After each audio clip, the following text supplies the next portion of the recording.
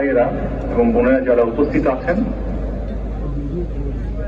মরহুমা বেগম খালেদা জিয়া জীবিত থাকাকালীন অবস্থায় যদি আপনাদের কারো কাছ থেকে কোনো ঋণ নিয়ে থাকেন, দয়া করে আমার সাথে যোগাযোগ করবেন, আমি সেটি পরিশোধের ব্যবস্থা করব ইনশাআল্লাহ।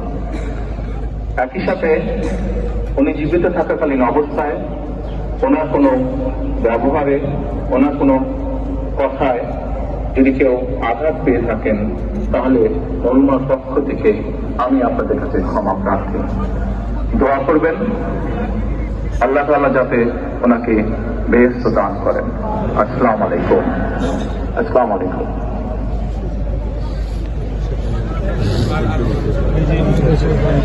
দেশের নেত্রী বেগম খালেদা জিয়াকে ভালোবেসে শ্রদ্ধা করে যারা